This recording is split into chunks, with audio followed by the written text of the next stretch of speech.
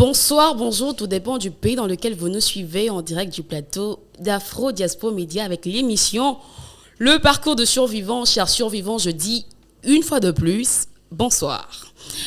Ce heureux cas au colis dans la présentation, comme toujours, avec l'émission Le parcours de survivants, une émission qui vous met à l'écoute de personnes connues ou moins connues du public, mais qui sont passées par des moments très compliqués de leur vie et qui n'ont pas hésité d'écrire leur histoire.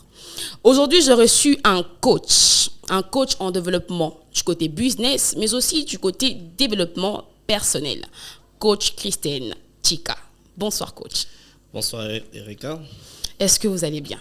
Oui, je vais très bien et surtout que c'est mon anniversaire aujourd'hui. Gloire à Dieu. J'en profite d'ailleurs pour souhaiter joyeux anniversaire, coach. Merci beaucoup. Écoutez, coach, nous sommes très contents de vous recevoir aujourd'hui dans l'émission Les parcours de survivants. C'est vraiment un plaisir de vous voir encore une fois et cette fois-ci dans le plateau d'Afro Diaspora Média. Oui, c'est un plaisir. Et j'ai découvert le plateau et bravo à vous. Merci beaucoup. Et si le coach le dit, qui suis-je pour contredire? Coach, permet à ceux qui vous connaissent de vous connaître encore plus et à ceux qui ne vous connaissent pas de vous connaître encore. Qui est coach Christine? Coach Christine, c'est coach Christine. Donc, je suis business coach depuis 10 ans, depuis plus de 10 ans aujourd'hui. Okay. Je suis motivateur, conférencier motivateur, je suis formateur, entrepreneur, chef d'entreprise, je dirige Capital Group. Okay. Et en tant que coach, j'accompagne les professionnels et les entrepreneurs qui veulent soit lancer leur business ou soit développer leur business. Voilà, c'est ce que je fais. En fait, entendre tout ça, on a l'impression que tout tourne autour du leadership. Je parle entrepreneuriat, je parle leadership, je parle communication, je parle développement personnel, je parle cohésion d'équipe, voilà, c'est ça. Comment vous vous êtes découvert dans toutes ces choses? Alors, c'est un parcours qui date de plusieurs années, okay. Entre 2011 et 2012. J'étais étudiant en médecine. Okay. Et j'aimais bien faire la médecine, mais au plus profond de moi, il y avait un cri. Ces cris-là me disaient, eh ben, c'est pas ta vie. Okay. le véritable toi veut se révéler. Okay. Et lorsque je me projetais en fait au plus profond de moi-même, je me voyais pas faire la médecine en fait, je me voyais pas être médecin. Okay? Je me voyais non plus coach, mais je me voyais plutôt quelqu'un qui était là pour apporter de la valeur à d'autres personnes. Okay. Et en cherchant à comprendre le message que le véritable moi me disait, eh ben, je me suis rendu compte que je pouvais mieux me révéler en étant coach. Voilà. Très bon à entendre. Je me signaler aux internautes et auditeurs qui nous suivent qu'ensemble, aujourd'hui, on va découvrir le coach. Même moi, je ne sais pas. Ensemble, on va découvrir le coach. Coach, à cœur ouvert, c'est les parcours de survivants. Est-ce que vous pouvez nous révéler la page la plus sombre de votre vie? Celle qui a fait de vous la personne que vous êtes aujourd'hui. Alors, j'ai plusieurs pages sombres okay. qui ont fait de moi ce que je suis aujourd'hui. Okay. Alors, si tu permets, je vais juste prendre quelques extraits, quelques pages. Je pense que la première page sombre que j'ai vécue, c'est lorsque j'ai décidé en fait de me lancer dans ce que je fais aujourd'hui. Lorsque j'ai décidé d'arrêter mes études de médecine parce que j'étais en premier doctorat, en train de passer en deuxième doctorat. Okay. C'est à ce moment-là que je prends la décision d'arrêter mes études de médecine. Et je me rappelle que mes parents n'étaient pas d'accord, mon père n'était pas d'accord, ma mère n'était pas d'accord, mes parents n'étaient pas d'accord, mes amis n'étaient pas d'accord, ma copine de l'époque n'était pas d'accord. Bon, bref, mon pasteur n'était pas d'accord. Okay. Et là, je me suis en fait retrouvé seul en se disant « Ah, Christine, est-ce que tu n'es pas en train de te tromper ?» Et je me rappelle à ce moment-là, mon père m'a dit « Si tu arrêtes tes études de médecine, tu arrêtes aussi d'être mon fils. Okay. » Et ma copine de l'époque m'a dit « Si tu arrêtes tes études de médecine, j'arrête aussi avec toi. » Et ben, je suis resté, je ne dirais pas ferme, mais j'ai suivi en fait mon cœur. Et je me suis retrouvé en fait en train de me dire « Est-ce que je ne suis pas en train de me perdre ?» Parce que tout ce que je savais voir, c'était mon cœur. Mais en se projetant dans l'avenir, je me dis, mais qu'est-ce que je fais en train? Est-ce que je ne suis pas en train de, passez-moi l'expression, foutre ma vie en l'air? Okay. Et c'était difficile de vivre ça parce que tu te sens seul, personne ne te soutient. Et là, je me suis retrouvé en fait subitement malade à l'hôpital. 2 semaines, mon père de l'appendicite. Ok. Et là, je me trouve perdu. Et quand je me remets, je ne savais pas quoi faire parce que mes parents ne me soutenaient plus. Il n'y avait personne pour financer ce que je voulais faire après, mes études après. Donc, je me retrouvais seul, en fait, en se disant, qu'est-ce que je fais à ce moment-là?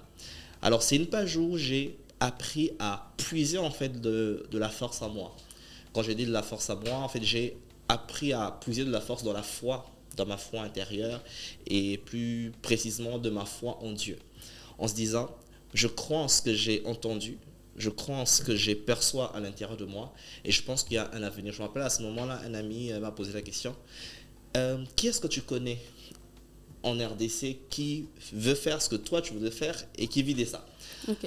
Et à l'époque, je ne connaissais personne. Je lui dis, ah ouais, t'as raison que je vais mourir pauvre. Mais ce qui était bien, c'est que c'était pas pour l'argent en fait, c'était pas pour être riche, c'était pas pour être millionnaire. À l'époque, c'était juste, je vais être moi, je vais être heureux, je vais être en paix. Ce qui m'a vraiment poussé à rester dans ce que je voulais faire, c'est parce que à chaque fois que je m'imaginais faire ce que je fais aujourd'hui et faire ce que je voulais vraiment être à l'époque, j'étais en paix. Je me dis, je paierai tout pour avoir cette paix-là. Okay. Voilà. Donc c'était assez difficile parce que tu te retrouves seul, abandonné de plusieurs. Tu n'as pas de ressources, tu n'as pas de relations, tu n'as pas de gens qui pourraient t'encourager vraiment ouvertement, à part peut-être à ce moment-là un ami et mon épouse aujourd'hui. Ça, c'est notre histoire. Okay. Et voilà, bah, c'était une page vraiment difficile. Mais ce que je pourrais conseiller, c'est que si vous vous retrouvez dans ce genre de situations, apprenez à puiser de la force en vous. Apprenez à puiser de votre foi en Dieu. C'est quelque chose qui m'a aidé. Avant d'aller plus loin, coach, quelqu'un qui souffre de la confiance en soi, parce que vous êtes coach, il faut en profiter aujourd'hui. Quelqu'un qui souffre de la confiance en soi et qui se retrouve face à ses problèmes, où il n'y a personne qui accepte de lui soutenir et tout. Comment la personne va faire au fait pour puiser cette foi-là en elle? Alors, il y a plusieurs raisons qui nous poussent à ne pas avoir confiance en nous. Je conseille toujours la première étape, se dire d'accepter que vous n'avez pas confiance en vous. Ok. Parce que c'est pas facile. D'accepter que vous n'avez pas confiance. C'est ça, pour moi, je me dis, c'est ça la première étape. Okay. Les gens n'ont pas confiance en eux, par exemple, pour prendre la parole en public. Les gens n'ont pas confiance en eux parce qu'ils ont grandi dans un environnement où personne les a encouragés, où les gens les ont découragés, où quelqu'un a justement détruit cette énergie, cette positivité-là en eux. C'est déjà se rendre compte, je dis, j'ai pas confiance en moi, je l'accepte. J'ai pas confiance en moi parce que je suis incapable de prendre la parole en public. J'ai pas confiance en moi parce que je le ressens. Juste l'accepter déjà ça, et bien se dit, est-ce un problème? C'est peut-être un problème. Okay. Mais là, je suis en train d'inviter les gens à relativiser. Okay. Je dis, j'ai pas confiance en moi. Et moi, quelque chose qui faisait que je puisse pas avoir confiance en moi parce que je suis quelqu'un qui bégaye. Okay. Oui, je bégaye fortement. Et je bégaye toujours, d'ailleurs. Quand vous êtes en colère? Ouais, non, pas forcément, pas forcément. Okay. Mais là, je me suis dit, j'accepte que je bégaye. Et quand il m'arrive de bégayer, je me dis, de toute façon, c'est normal, je bégaye. À chaque fois que vous êtes devant un public, vous avez peur de parler, je dis, c'est normal, j'ai peur. Parce que je n'ai pas confiance en moi. Juste le fait de l'accepter. Ensuite, de se dire, est-ce que c'est une fatalité? La réponse est non. Okay. Est-ce que je peux m'améliorer? La réponse est oui. Est-ce que je peux devenir une meilleure personne? La réponse est oui. Est-ce que je peux vaincre cette peur qui se trouve? La réponse est oui. Est-ce que je peux bien me sentir dans ma peau? La réponse est oui. Une fois que vous acceptez que vous pouvez être une meilleure personne et que vous établissez le parallélisme, ok, j'accepte, je n'ai pas confiance en moi, mais j'accepte en même temps que je peux devenir et que je peux avoir confiance en moi. Je peux surmonter ma peur, je peux surmonter mes limites. Ensuite, je dis, qu'est-ce que je fais? Est-ce que je reste là, ressentir que j'ai pas confiance en moi? Est-ce que là, je reste là pour ressentir mes peurs? Ou bien je me dis, est-ce qu'il ne faut pas que j'aille suivre un coaching en prise de parole en public? Okay. Est-ce qu'il ne faut pas que je fréquente des gens positifs qui m'encourageraient? Est-ce qu'il ne faut pas que je puisse écouter de plus en plus des discours de gens qui m'encourageraient? Est-ce qu'il ne faudra pas se dire, allez, on évolue et on avance? Coach, je prends la place d'une personne qui aime la solitude, qui vit très souvent seule. Je prends la place. Peut-être que tu n'es pas là, mais je prends ta place, t'inquiète. une personne qui aime la solitude, qui aime rester seule, mais qui a des problèmes. Parce que vous venez de susciter un point qui est très, très, très important. Parce qu'à l'époque, vous étiez en train de bégayer. Il y a eu certainement de gens autour de vous qui vous ont critiqué, qui ont dit que non, tu ne seras pas capable de prendre la parole devant les gens. D'ailleurs, ils ne vont rien comprendre et tout. Mais voilà, vous vous êtes dit que non, si je veux faire ça, si j'accepte le fait que je bégaye, mais je peux aussi m'améliorer. Avoir des gens autour de vous pour vous motiver. Je vais être rapide dans cette question. Quelqu'un qui aime la solitude, qui n'a presque personne pour le motiver, comment cette personne est censée s'en sortir? Alors, est-ce qu'on a forcément besoin de gens? Oui et non. Ok. Oui et non. C'est que la solitude a un pouvoir, en fait. Ok. Le pouvoir dans la solitude, c'est cette capacité d'être devant vous. Parce qu'aujourd'hui, beaucoup de gens ont du mal, justement, à être seuls. Aujourd'hui, quand ton téléphone est éteint, quand tu n'as pas Internet, quand il n'y a pas de courant, les gens sont stressés. Il faut que je sois connecté à quelqu'un, il faut que je sois connecté sur WhatsApp, il faut que je sois connecté sur les réseaux sociaux. Et là, les gens, personne ne veut rester seul, en fait, de nos jours. Alors, vous qui avez l'habitude de rester seul, eh bien, c'est un pouvoir. C'est un pouvoir, c'est pas une faiblesse. Vous devez apprendre à puiser justement. Alors moi, j'ai pas eu forcément de gens qui m'encourageaient. Moi-même, je me suis remis en question. Je commençais à rechercher. En fait, dans la solitude, vous avez l'opportunité d'être devant vous-même, de vous voir tel que vous êtes, et ensuite de commencer à travailler pour vous améliorer. On a besoin de autres pour, par exemple, nous apporter des ressources, des informations, confirmer ou affirmer, savoir si on a raison ou si on a tort. C'est pas forcément pour qu'ils valident ce que nous sommes ou ce que nous voulons faire ou nos décisions. C'est plutôt parce que tout ce que nous sommes, nous le devons à d'autres personnes aussi. Et ce que nous sommes appelés à faire, nous le devons à d'autres personnes aussi. Parce que tu ne peux pas dire, ah, je suis seul, j'ai envie d'écrire un livre. Et pour que je le lise seul, non, tu écris un livre pour que notre personne le lise. En fait, la solitude, en fait, ça, c'est pouvoir-là, justement, d'être face à vous-même, de découvrir vos faiblesses, de découvrir vos forces, et surtout, cette capacité d'être, comment dire, d'avoir une volonté indépendante. C'est quoi une volonté indépendante? La plupart d'entre nous, ce que nous faisons aujourd'hui, ça a été dicté d'une manière inconsciente par les autres. Ok. Les études que tu fais devaient être validées par quelqu'un. Ah, j'ai envie de faire la médecine. Non, c'est pas bien. Après, on change. Jusqu'à ce qu'on ait un nombre important de gens autour de nous qui nous disent, ah ouais, c'est bien de faire la médecine. Ah, c'est bien de faire la médecine. On s'est dit, on se sent réconforté pour faire la médecine. Donc, on n'a pas une volonté indépendante. Par contre, la solitude de dire, je veux faire la médecine. Je n'ai pas d'abord besoin que quelqu'un me dise c'est bien ou c'est mal. Mais moi, j'ai décidé de le faire. Ah, j'ai envie d'épouser Erika. J'ai dit, ok, je le fais. J'ai pas besoin. Comment tu trouves Erika? Est-ce que c'est une bonne fille ou pas? Non, je me suis décidé de le faire. Donc, la solitude a ce pouvoir-là, justement, de travailler notre volonté indépendante et de nous forger. D'où maintenant, il faut savoir quels sont les outils qui vous aideront justement à mieux vous former. D'où maintenant, on parle des développements personnels, avoir les bonnes informations, comprendre comment est-ce que vous pouvez développer les compétences que vous avez. Voilà. Nous allons parler. Bon, je crois qu'aujourd'hui, vraiment, je vais taper à côté de tout ce que je préparais aujourd'hui. Vous avez parlé de livres. On n'écrit pas un livre pour le lire nous-mêmes. On l'écrit pour les autres. Bon, j'en profite pour savoir combien de livres a déjà écrit le coach, parce que le coach a déjà écrit des livres. Mais combien? Alors, à ce jour, j'ai publié qu'un seul livre. Et le 15 février, je vais publier 3 livres en même temps. J'ai vu le statut. Ouais, je vais un peu gagner du temps, quoi. Donc, en fait, j'ai publié un livre, puis j'ai publié un recueil des développements personnels justement sur la confiance en soi. J'ai publié un livre sur la fixation et l'atteinte des objectifs. Et là, je suis en train de publier 3 autres livres qui vont être disponibles à partir du 15 février. On l'attend avec impatience. Continuons à faire quelques pas en arrière.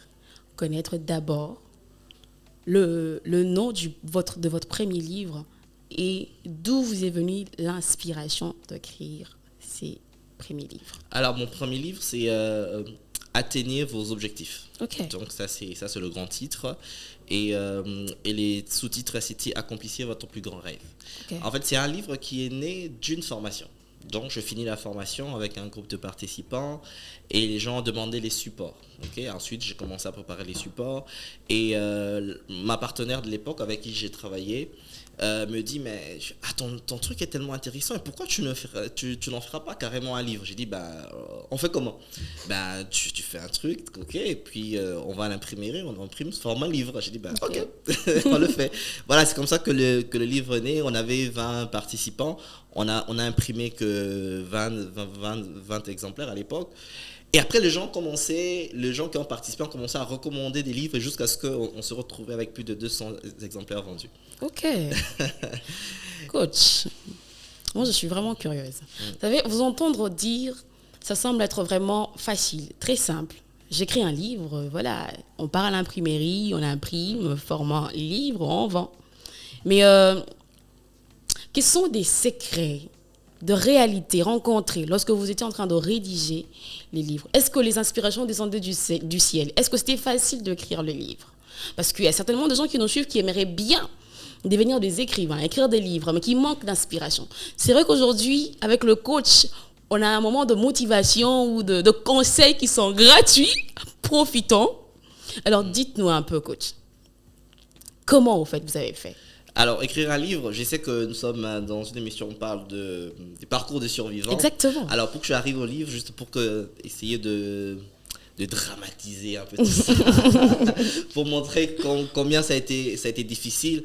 En fait, quand je me découvre, en fait, et que je commence à me préparer, et comme je n'avais pas de ressources, et bon, j'ai trouvé un peu de fonds, j'ai repris mes études, et pendant mes études, je me retrouve stagiaire dans une entreprise, et dans cette entreprise, je passe de stagiaire jusqu'à atteindre les niveaux de chef de service finance. En 2013?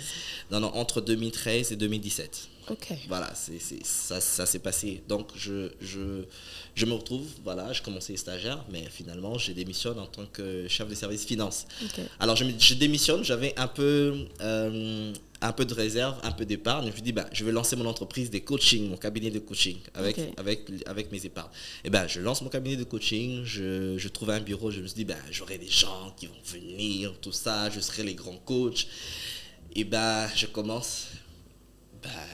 ce que les gens me payaient et les charges que j'avais, je remarquais que mes épargnes commençaient à s'épuiser. Okay. Et jusqu'à ce que je sois incapable de payer mon bureau, en fait. Et que, comme j'avais plus de ressources et que je voulais me concentrer vraiment dans le business que je m'étais dit de faire et que je n'avais plus le moyen de payer le bureau, je n'avais plus le moyen de payer chez moi à la maison, là où je restais, j'avais un choix. Soit je ferme les bureaux ou soit je ferme la maison chez moi. J'ai dit, comme le bureau quand même c'est une source de revenus, je pense que ça pourrait marcher. Je fermais la maison et je commençais à dormir au bureau. Je dormais au bureau chez moi. Ok. Je dormais au bureau. Donc la journée c'était le bureau et puis les soirs c'était ma chambre. Okay. Et puis les gens ne pouvaient pas savoir. Heureusement le coach à l'époque était encore célibataire. Oui, bien sûr, j'étais célibataire. Et non, j'ai quitté de là jusqu'à chez moi après. Donc j'ai pas eu de maison. Okay. Donc je suis resté là jusqu'à ce que mes économies, jusqu'à ce que mes finances commencent à marcher. Et jusqu'à ce que je me suis marié, quitté chez moi. Donc c'était pour dire que c'était pas facile. Donc j'ai écrit en fait les livres dans cette situation-là, dans ce moment-là de difficulté. Donc pour moi, comme on me dit, c'était ça ou rien. Vous savez, lorsque vous faites quelque chose, on vous dit, tu vas faire ça dans un mois. Tu ne ressens pas l'urgence, tu ne ressens pas la pression. Tu prends tout ton temps. Mais quand tu sais que je dois faire ça parce que je dois survivre en fait. Okay. Donc si je fais pas le syllabus, j'aurai pas l'argent. Si je n'écris pas le livre, donc je crois que c'est quelque chose qui m'a aussi motivé. Je me dis, coûte que coûte, il faut que je fasse les livres. Okay. Parce que les gens ont demandé. Et coûte que coûte, il faut que je trouve le moyen. Et heureusement qu'à l'époque, je trouvais une partenaire qui était d'accord de pouvoir financer en fait l'impression des livres.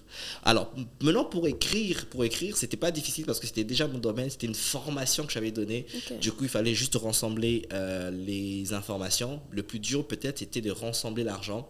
Et voilà, et Dieu a pourvu dans le parcours pour rencontrer quelqu'un qui pouvait financer ça. Alors, il n'y a pas de secret d'écrire un livre. Écrire un livre, c'est d'abord une décision. Okay. Et ensuite, c'est un travail de rassembler les informations. Ce qui peut être difficile pour des gens, c'est comment écrire ce que tu penses. Okay. Comment écrire ce que tu te dis de faire. Donc, je pense que je ne veux pas rentrer à l'époque parce qu'on est quand même dans un monde moderne aujourd'hui.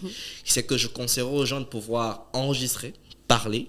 Ok. Ce que vous pensez, dites-les dans un audio. Et ensuite, vous réécoutez, vous le réécrivez tel quel. Et après, vous allez arranger le français, le syntaxe plus tard après. Quel travail. Voilà. Il n'y a rien pour rien. Coach, moi, j'aimerais bien savoir, je suis sûre que je ne suis pas la seule à vouloir savoir cela. Quels étaient vos objectifs bien ciblés que vous étiez dit, je vais atteindre ça durant la période où vous étiez en train d'écrire les livres? Alors, l'objectif à ce moment-là, c'était d'abord de pouvoir satisfaire les gens qui participaient à la formation. Ok. Ensuite, le deuxième, j'ai dit, ah, ok, ça a bien marché. Et pourquoi pas En fait, le fond du livre parle de quoi, en fait? Le fond du livre parle... Parce que j'avais remarqué que les gens avaient du mal à pouvoir atteindre un certain niveau de résultat dans leur parcours, en fait. Ok. Et ces livres, je partage même, bon, pas le secret, mais les informations, les éléments qui m'amènent ou qui m'ont aidé à arriver là où je suis aujourd'hui et là où je vais être demain. Et ces livres parlent de la fixation des objectifs. Et pourquoi est-ce que les gens aujourd'hui n'arrivent pas à atteindre ce qu'ils se sont dit au début de l'année? C'est parce qu'ils ne comprennent pas, la puissance de se fixer les objectifs. Deux, Ok. ils ne comprennent pas quels sont les principes pour mettre en œuvre un objectif. Et dans ce livre, la première partie, j'explique en fait, vous devez aligner vos objectifs sur votre mission de vie, sur votre raison d'être. Ok. S'il y a discordance entre ces deux éléments, vous aurez du mal à atteindre votre objectif. De ce que j'explique. La deuxième partie dans ce livre, en fait, j'explique maintenant le principe qu'il faudrait respecter pour atteindre un objectif. Et la troisième partie, maintenant, je présente les outils, comment on se fixe un objectif, quels sont les outils que vous pourrez utiliser. Et c'est le livre est en réédition qui va sortir le 15 février. Ok. Coach, on aimerait bien savoir aussi, est-ce que à l'époque, lorsque vous étiez en train de préparer les livres, tu t'es considéré comme étant un homme accompli? J'étais heureux. Ok. Pas accompli. Jusqu'aujourd'hui, je ne suis pas un homme accompli, mais pas incomplet. Ça, c'est fort. Je ne suis pas un homme accompli, mais je ne suis pas aussi incomplet. Accompli, je ne suis pas un homme accompli parce que je n'ai pas encore réalisé le 10% ou le 20% de l'impact que je dois avoir. Parce que moi, ça, tu me donnes l'opportunité. À l'époque, en 2012-2013, lorsque je me lançais, je me disais, ma voix doit être une de voix, si pas la voix la plus inspirante de la RDC. Ok. Je veux que le Congo m'écoute. Je veux que le Congo soit inspiré par ce que je veux dire. Je veux que ma voix soit cette voix de réveil pour la RDC. Et j'ai pas encore atteint ça. Et je me disais que le Congo n'a pas encore écouté un homme. Et je suis cet homme. Okay. Et donc, je n'ai pas encore atteint, mais je suis heureux et je suis comblé parce que je crois en moi. C'est déjà ça, en fait. Voilà. Et ça, cette énergie, ça me permet justement de pouvoir accomplir. Voilà, c'est ça. Les gens pourront dire que j'ai répété la même question, mais ce n'est pas le cas. C'est qui pour vous un homme accompli alors? Un homme accompli, premièrement, c'est quelqu'un qui s'est découvert. Okay. Qui est dans sa raison d'être, qui poursuit sa raison d'être, qui poursuit sa vision. Qui poursuit. Qui n'a pas encore atteint. Qui n'a pas encore atteint. C'est que vous êtes un homme accompli. Qui poursuit, voilà. Donc, qui poursuit. Pourquoi j'ai dit qu'il poursuit? C'est un homme accompli parce que là, vous comprenez déjà quelles sont les ressources dont vous avez besoin, quelle est l'attitude que vous devez avoir, et vous savez là où vous devez arriver. Donc, vous avez déjà, donc vous êtes accompli. Donc le coach est accompli. Vous avez votre vision, mais comme je l'ai dit, non, déjà parce que vous n'avez pas encore atteint. Donc c'est dans le processus. Okay. C'est que vous serez un homme accompli lorsque vous aurez atteint justement la finalité de votre vision. Lorsque vous allez partir vide de cette terre. Parce que vous avez touché des millions de personnes, parce que vous avez été une source d'influence, parce que vous avez été une source de bénédiction, parce qu'au travers de vous, de gens ont été guéris, parce qu'au travers de vous, les gens ont été restaurés, parce qu'il y a un bien qui est sorti au travers de vous. Ok. Voilà. Donc un homme accompli, c'est un homme qui ne quitte pas la terre tôt, il quitte la terre vide. Quitter la terre tôt ne veut pas dire mourir vieux, mais ça veut dire mourir vide. Ok. Jésus est mort à 33 ans, mais il est mort accompli. Exactement, exactement. Alors, ça me rappelle mon père spirituel qui dit toujours, j'ai mourré low bite. Coach, je veux savoir, avons-nous besoin de tout connaître? Puisque vous êtes coach, d'ailleurs, on en profite. Avons-nous besoin de tout connaître pour s'affirmer qu'on est coach? Est-ce qu'un coach est censé connaître sur tout ce qu'il y a à la vie et tout? Absolument non. Ok. Je coach de gens où je connais rien de leur domaine ou de leur secteur. Ok. C'est qu'un coach est censé maîtriser la technique, parce que le coaching, c'est d'abord la technique, c'est d'abord l'orientation. Je n'ai pas vécu peut-être les divorces, mais je peux t'accompagner à sortir d'un divorce difficile. Je n'ai pas besoin de la vivre. Ok. Mais je connais plutôt la méthode, je connais plutôt les techniques, je connais plutôt les techniques d'accompagnement pour permettre à quelqu'un, parce qu'un coach est là pour aider quelqu'un à atteindre son objectif. Il n'a pas besoin de tout connaître. Je n'ai pas besoin de tout connaître, mais je peux connaître le technique d'accompagnement. Si je suis par exemple, comme je suis coach en business, je maîtrise le technique d'accompagnement. Après, si un coach maîtrise le secteur, c'est encore un plus. Voyez-vous, c'est un coach qui maîtrise le secteur, c'est encore un plus. Basiquement, un coach maîtrise le technique d'accompagnement. Peu importe, tu peux m'amener un domaine, je vais lancer une fusée de la RDC vers l'espace. Je connais rien, mais je connais le technique. Je connais les questions que je vais te poser, je connais les orientations que je peux pour que toi, tu puisses trouver l'information. Un coach ne trouve pas l'information à la place de son coaché. Okay. Un coach ne trouve pas la solution à la place de son coaché. Un coach accompagne son coaché pour qu'il trouve la solution. Je viens de découvrir quelque chose. S'il vous plaît, n'écoutez pas seulement, mais notez aussi. Épinglez ce que le coach dit. Ouais. Donc, c'est important. Donc, je ne suis pas obligé de maîtriser à 100%. Je suis obligé, par contre, de comprendre ton objectif. Okay. Et ensuite, je te pose des questions pour que tu découvres comment tu peux implémenter ces objectifs-là dans ta vie. Alors, au mieux, il y a des coachs, il y a des gens qui deviennent coachs parce qu'ils ont une expérience dans un domaine. C'est encore plus avantageux. Si, par exemple, comme l'ingénieur ici, maîtrise son secteur, il a plusieurs années, il peut accompagner dans la technicité, ça, il n'y a pas de souci. Okay. Voyez-vous. Mais si quelqu'un veut, non, moi je veux devenir ingénieur, je n'ai pas besoin de connaître la caméra, comment on filme. Je pose la question, est-ce que tu as déjà fait une formation caméra? Oh non. Alors, je commence déjà à faire la formation. Okay. Quand tu vas faire la formation, quel type d'ingénieur veux-tu être? Tu veux être à la télé, à la radio? Ah non, à la télé, non, je préfère la radio. Ok. Et comment on entre dans une réunion? Et tu ne penses pas que faire un stage, ça serait important? Ah, je ne connais pas personne. Oh, est-ce que tu penses? Je sais t'amener à atteindre ce que tu veux. Ok. Et je ne cherche pas à maîtriser la caméra pour t'expliquer la caméra. Voilà. Coach, on a parlé de la décision que vous avez prise d'arrêter avec la médecine et vous lancer dans ce que vous êtes aujourd'hui, dans ce que vous faites aujourd'hui. Mais on n'a pas parlé de formation que vous avez faite pour devenir cette personne que vous êtes aujourd'hui. Parce qu'on aimerait bien être comme vous, mais peut-être qu'on n'est pas prêt à payer le même prix que vous. Est-ce que coach a réellement payé les prix ou c'est juste un don inné, un talent inné où il a grandi avec? Plus il grandit, plus les talents propulsent sans pourtant payer les prix. Oui, je continue à payer les prix. Donc, au début, le prix à payer, c'était en fait ces sacrifices-là, justement, de pouvoir croire en quelque chose, de dire, aujourd'hui, au début, je me rappelle, il y a de cela 10 ans, les gens te posent, tu fais quoi dans la vie? Je dis, je suis coach, ok. Quoi d'autre? Je suis conférencier motivateur. Bon, à part ça, tu n'as pas un autre travail. C'est quoi ton travail en fait? J'ai dit, c'est ça mon travail. Donc, c'était bon. Mais aujourd'hui, c'est plus simple, tu vois. Les gens t'appellent coach, les gens comprennent ce que tu fais. Et à l'époque, c'était pas ça. Les gens ne comprenaient pas. C'était ça, de justement payer le prix.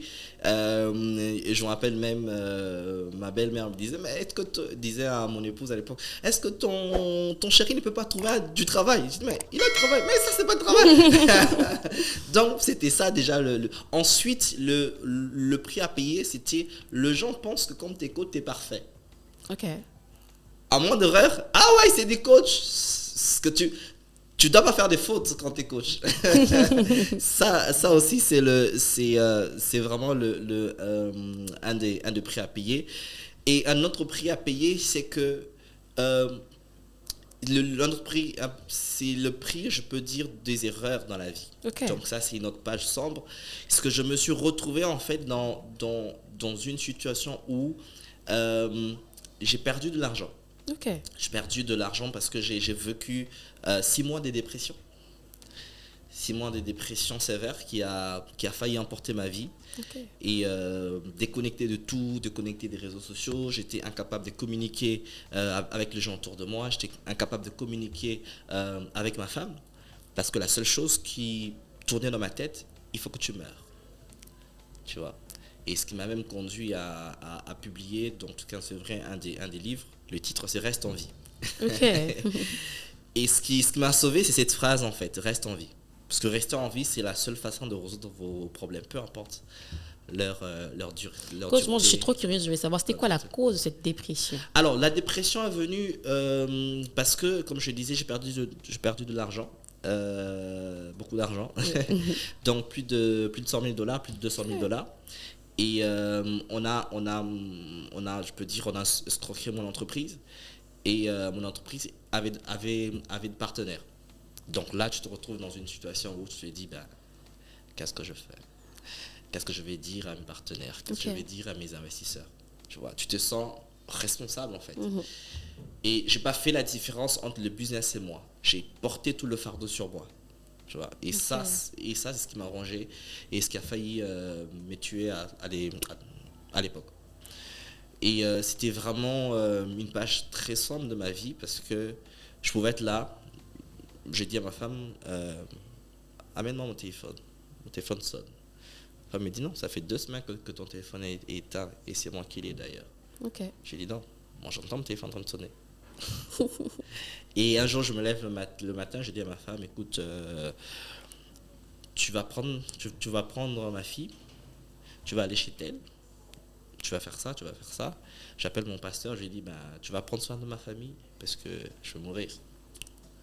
Tu vois. Et je dormais pas. Je passais de nuit, j'ai passé 1 mois où la nuit je dormais pas. Ok. J'arrivais pas à fermer l'œil. J'arrivais à rien faire du tout. Et c'était vraiment une dépression sévère. J'ai perdu ma santé. Et tu pouvais pas me regarder comme ça. Ok. Non, tu pouvais pas me regarder. C'était dur et c'est quelque chose. Cet échec là en fait m'a rongé. Tu sais quand tu tombes surtout dans les syndromes de l'homme parfait et que pouf, et ben,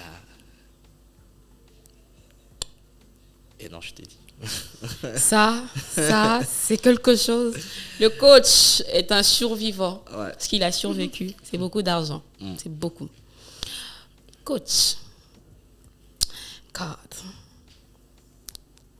J'étais à deux doigts de pleurer. C'est beaucoup d'argent. Ouais. Alors, coach, on devrait aussi savoir si cette question ne manque jamais. Alors, jamais dans le parcours de survivant. Si on donnait l'occasion de faire quelques pas en arrière et changer quelque chose, qu'est-ce que vous aimeriez changer? Moi, je ne changerais rien. Le coach assume ses mots. Certes, c'était une expérience difficile, mais ce que cette expérience a produit, je peux pas changer.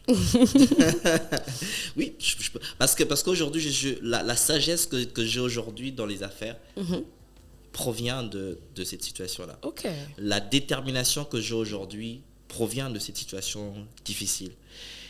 Et j'ai compris que les objectifs que je m'étais fixés d'atteindre, ce que ça allait peut-être prendre plus de temps si je n'étais pas passé. Est-ce que j'étais obligé de passer par là? La réponse est non.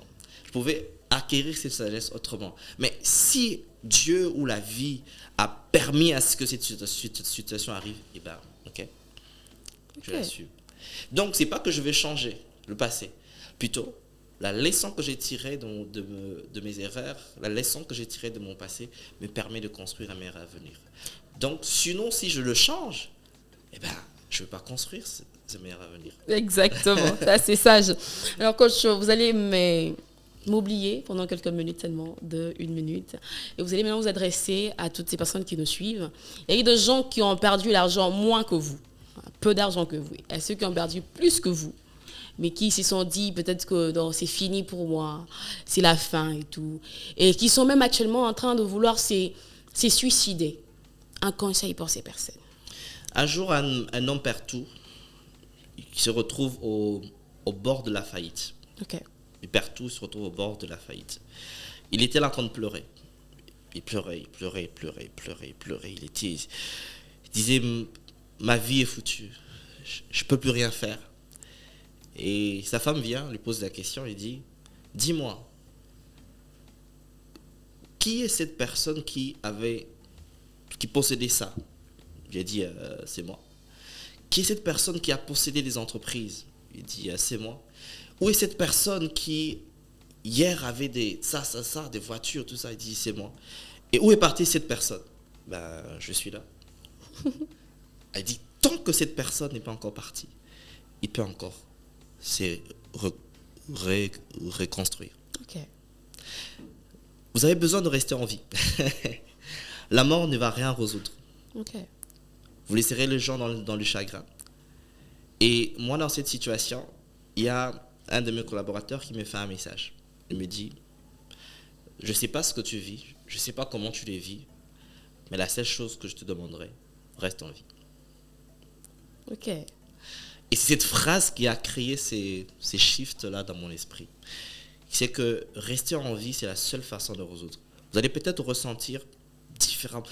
La douleur ne changera pas. Mais le simple fait d'accepter de rester en vie, de prendre la décision de rester vivant pour continuer à se battre. La deuxième chose qui m'a aidé, c'est je me suis mis à réfléchir. Je me dis, si je meurs aujourd'hui, voici les modèles, l'exemple que je vais donner à ma fille. Lorsqu'on dira à ma fille que ton père s'est suicidé, elle se dira, l'information qu'elle aura dans sa tête, lorsque la vie sera difficile, lorsque les choses seront impossibles, la solution, c'est mettre à terme à sa vie. Ok.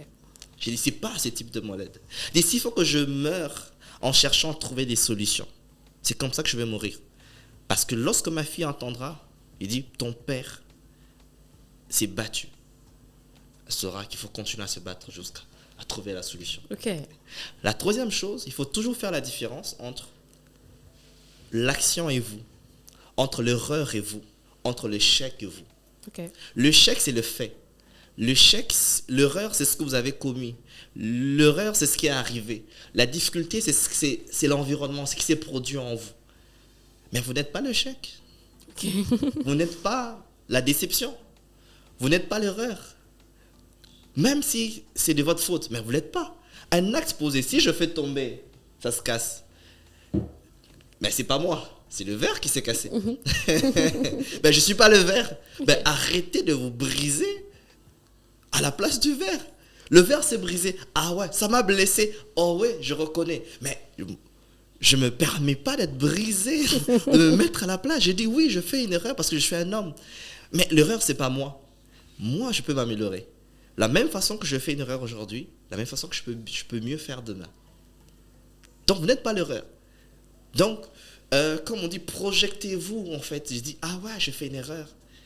C'est comme là, les auditeurs nous écoutent ou nous voient peut-être dans nos lives ou nous verront dans la vidéo. Mais est-ce qu'on est le grand dans... Non, c'est l'image. Quand on va couper, on va sortir, on va faire autre chose, personne ne verra ça. Alors, ne restez pas bloqué dans cette image-là. Okay. Même si les gens restent captés. Ah ouais, on t'avait vu, tu avais fait une erreur en français. Mais alors, je ne suis pas resté sur le plateau. Ah ouais, j'ai fait une erreur.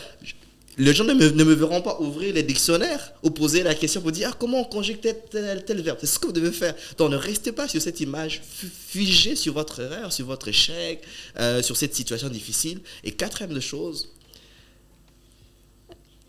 la difficulté est en dehors de vous, n'est pas en vous. Vous devez vaincre la difficulté à vaincre. Par exemple, si vous devez aux gens de l'argent, mais c'est à l'extérieur de vous. Ce que vous devez d'abord vaincre, la douleur qui se trouve en vous. Okay. Ne cherchez pas que non, il faut que les choses s'arrangent pour que je me sente mieux. Non. Commencez à vous sentir mieux et l'environnement extérieur se mettra en ordre. Okay. Commencez à vous rétablir, commencez à chercher des choses. Enlevez les gens négatifs, enlevez les pensées négatives, enlevez tout ça. Commencez à vous ressentir mieux, commencez à vous retrouver à retrouver la paix en vous, c'est alors que vous allez votre environnement extérieur suit simplement votre environnement intérieur. Votre environnement extérieur vient perturber votre environnement intérieur. Une fois que vous êtes perturbé de l'intérieur, et ben l'environnement extérieur gagne. Mais lorsque vous commencez à rétablir de l'ordre, l'environnement extérieur aussi, c'est un processus, ça peut prendre du temps. Mais avec le temps, vous allez voir que mais pourquoi je m'inquiétais? Pourquoi je pleurais?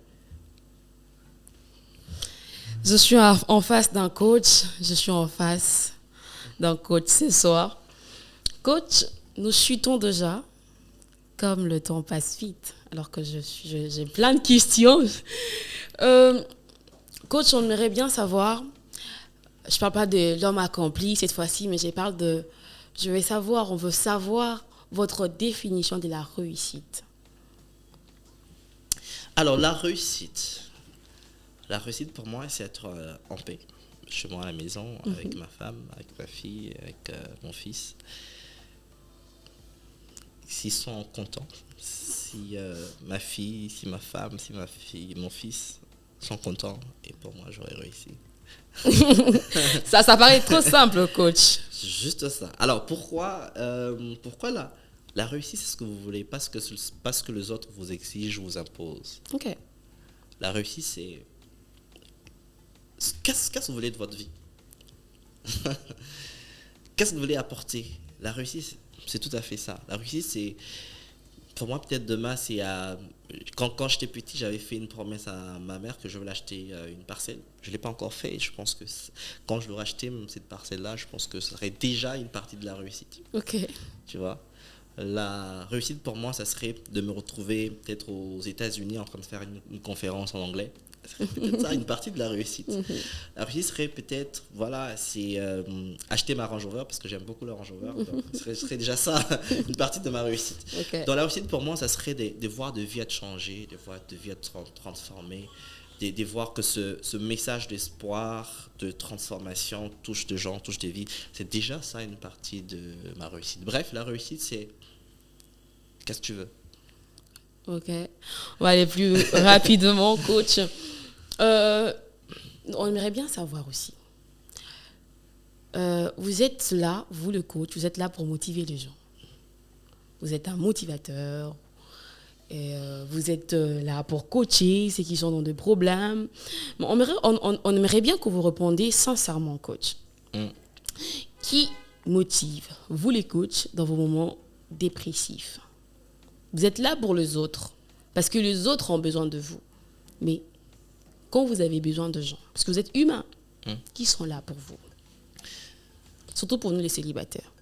Alors, pour nous, le coach, généralement, personne. Oui, personne, parce que les gens pensent déjà que vous êtes fort, vous êtes grand, que vous avez besoin de personne. Et aujourd'hui, en tant qu'un coach averti, c'est qu'on maîtrise un peu plus de techniques. D'ailleurs, des techniques que je propose dans mon livre, Reste en vie, parce que je parle de comment vaincre la dépression, l'anxiété, le burn-out, les stress et tout. Donc, il y a des techniques, des méditations que vous pouvez utiliser, des techniques en fait de maîtrise de soi que vous pouvez utiliser, des techniques de relaxation que vous pouvez utiliser, et des techniques de savoir se ressourcer aussi, parce qu'il y a beaucoup d'orateurs aujourd'hui. Si vous avez un mentor, vous pouvez utiliser. Et aussi la technique de cercle d'influence. Il faudrait créer autour de vous un cercle d'influence, un cercle d'amis, des personnes qui vous transmettent une énergie positive. Lorsque vous êtes avec eux, avec elles, vous vous sentez restaurer, relever. Vous devez toujours créer cet environnement autour de vous.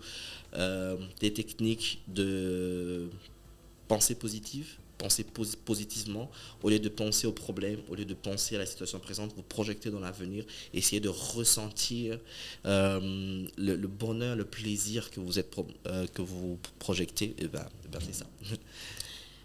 Coach, on va faire quelques pas en arrière. Bon, aujourd'hui, comme j'ai dit, moi je suis célibataire, donc j'ai ma femme qui est motivée. Et moi aussi, voilà. Donc, vous nous demandez indirectement de nous marier aussi rapidement ou... Ah non, non, utilisez juste des stratégies que vous nous avez proposées. Je demande à personne de se marier. D'accord, merci beaucoup coach. Je vais faire quelques pas en arrière pour pouvoir éclaircir la mémoire de ces personnes qui nous suivent. Coach, est-ce que vous êtes passé par de formations pour devenir la personne que vous êtes aujourd'hui? Non, là, oui, je suis passé par des formations, mais juste pour préciser, ce que les formations ne m'ont pas... Bon, je vais m'expliquer, je vais dire comme ça. Les formations ne m'ont pas aidé à devenir en fait ce que je suis. Parce que le but de la formation, c'est pas t'aider à devenir. Le but de l'université, c'est pas t'aider à devenir. Le but de la formation, c'est enlever le couvercle pour que ce qui est en toi puisse se révéler. Ok. Oui.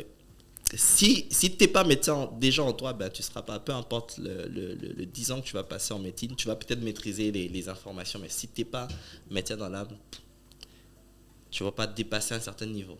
Ça veut dire qu'il y a des gens qui sont naturellement médecins, il y a des gens qui sont naturellement avocats, pas parce qu'ils parlent bien ou ils font très bien, mais naturellement, ils sont des avocats.